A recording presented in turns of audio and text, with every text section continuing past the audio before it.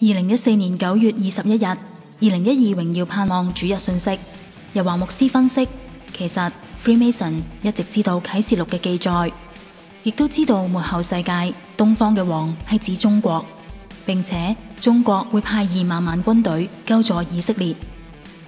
咁多年嚟，Freemason 亦都係藉住美國去攻擊以色列嘅敵人，將美國收買為以色列嘅打手，去保障佢哋嘅平安，包括為中國修建由中國到幼發拉底河嘅公路。除咗上星期嘅主日提及， Dan Page 曾經喺2012年講出美國為中國修建新絲綢之路外，同 Insider W 一齊揭露 Silver Code 嘅經濟學家 Guerrilla Economist V 喺2014年7月16日嘅錄音片段，正講及一位4星上將所透露嘅軍事內幕，其中亦都談及非常相似嘅論點，就係美國為中國修建一條橫跨歐亞嘅新絲綢之路，而呢條道路係美國政府用80億美元嘅黑錢嚟修建嘅。As the general was laying this out, he also made mention of something very profound, which touches base with this article that's just been written, and a few other articles like the Teutonic Silk Road that has been written as well by me. He said that $8 billion, conservatively, figures could be anywhere up to $32 billion, but $8 billion that he knows of black ops money was utilized to help rebuild the Silk Road. And folks, if you read this article, The New World Reordered, I made mention of the South Korean president who spoke in the Uzbek city, which is a vital pathway, vital point in the Silk Road. And that president said that the Silk Road will stretch from where, folks? From where? From London. There is that city again that people are writing off as dead. And all the way to Busan, the southernmost port city of South Korea, second largest city in South Korea after Seoul, which will be the exit for the pipeline. So we see this massive road. Well, the general said that $8 billion will go ahead and create this road that is made of 3-foot super concrete with 1-inch bars and 12-inch centers. In other words, this concrete is tough as nails. It's super strong. There's no way you could crumble it or break it. It's incredibly strong. And it will be covered in 3 feet of structural asphalt.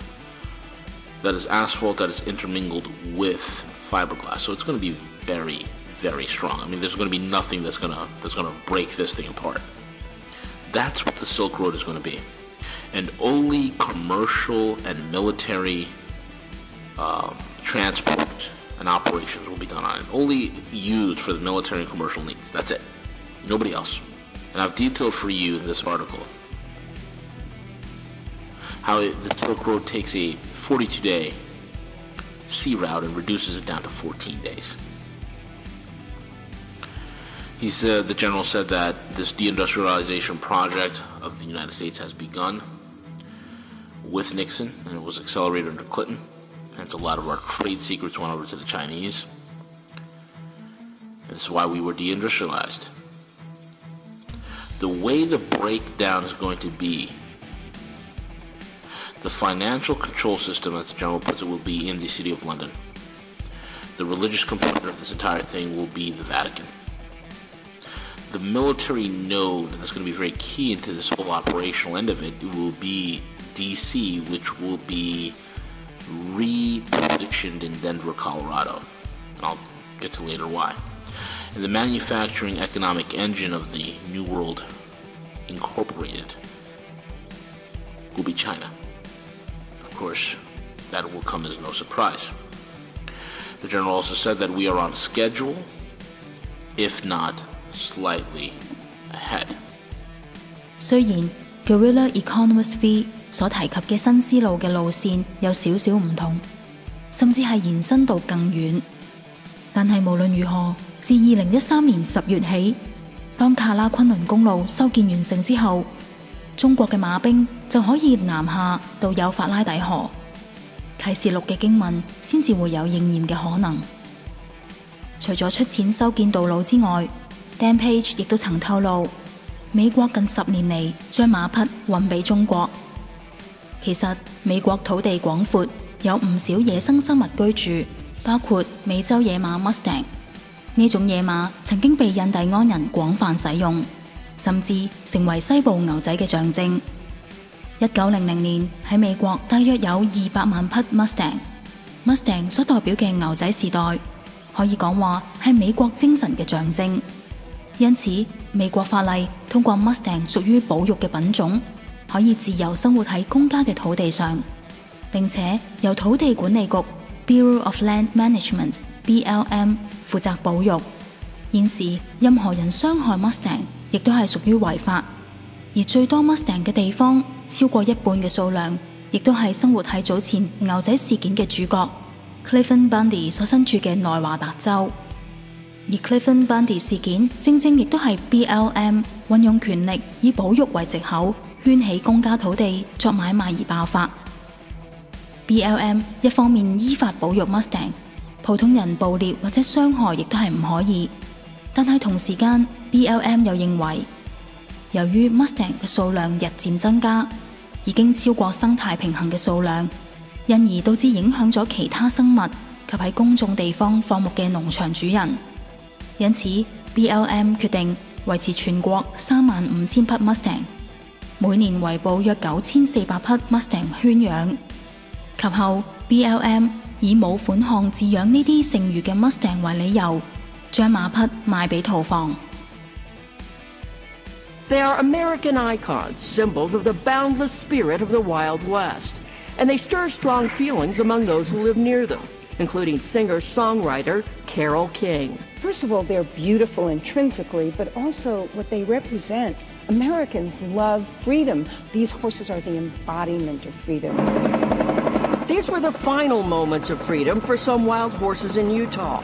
Helicopters drove 257 of them out of the Swayze Mountains, chased Mustang families for miles through snow, and finally captured them in a trap. I find the roundups so offensive because they're so inhumane, so unnecessary, and so cruel. This scene of capture and panic witnessed many times by documentary filmmaker Ginger Catherines. I feel their fear. I know how much they love their families and their freedom, and in an instant, they lose both. After the roundup, males, females, and babies are split up, eventually sent to separate holding facilities. The Bureau of Land Management, BLM, the agency charged with protecting wild horses and burros, reported no deaths or injuries at this roundup. Now, was that a kinder, gentler roundup? I wouldn't say it was kinder or gentler. That's our typical roundup. But horse advocates say this foal was trampled and injured. Leave him alone. And in other roundups in 10 western states, there have been serious injuries and deaths, documented by horse advocate Laura Lee and others. If we stopped gathering animals, the population would continue to grow and grow and grow, and the rangelands would continue to be overgrazed. BLM says the wild horse population doubles every 4 years, and that it must manage the land for multiple uses, including livestock. For many, this is a battle over resources, Mustangs versus powerful livestock interests that want cheap grazing on federal land. The cattle industry urges more aggressive use of birth control on the horses, so there will be enough grazing in wild horse areas for ranchers like Fred Tolbert. If the roundup stopped, what would happen to your business? I'd go broke. If my cows don't calve, I don't make any money. BLM says there simply is not enough food on the range to sustain the wild horses. I don't agree with that. There is enough. Bob Edwards is a 30-year BLM veteran who retired in 2005. He managed wild horses, was a natural resources specialist, and is speaking out for the first time. The wild horses are not receiving a fair shake. BLM acknowledges that in virtually all its wild horse management areas, livestock is allocated more forage than horses. What really needs to be done is to reduce the livestock numbers. You're saying that there's no justification for removing the wild horses? In most cases, there's not, in my opinion. This is the BLM holding facility in Delta, Utah. Today, there are almost 50,000 wild horses in holding areas around the country, more than the roughly 32,000 left on the open range. Keeping more horses in captivity than in the wild costs taxpayers about $80 million a year. And the government faces a crisis. What to do with 50,000 horses when only a tiny fraction get adopted? Let them go to slaughterhouse. What value are they now? Inside BLM, there have been discussions in the past about slaughtering wild horses, and this BLM advisory board member recently endorsed it. The only real solution to this is to add a slaughter market. Is BLM considering allowing horses to be sold for slaughter? Absolutely not. We never have and we never will. A lot of folks have said that instead of protecting the wild horses, that BLM is helping them disappear. That is absolutely not true. We will always have wild horses and burros out there. We care about them and we're going to do our best to have them out there forever. 但係有調查發現，其實 BLM 係以賤價賣掉 Mustang， 其中自2009年起 ，BLM 以每匹10美元，即係港幣78蚊嘅價錢，將1700頭 Mustang 賣咗俾一位名叫 Tom Davis 嘅屠場主人。但係究竟呢啲消失咗嘅 Mustang 去咗邊度？係唔係好似 Dan Page 所講，係美國政府有意圍捕送俾中國呢？又係唔係 Freemason 有意促成啟示錄嘅應驗，修建新思路，提供馬匹，讓中國成為末後以色列人嘅拯救呢？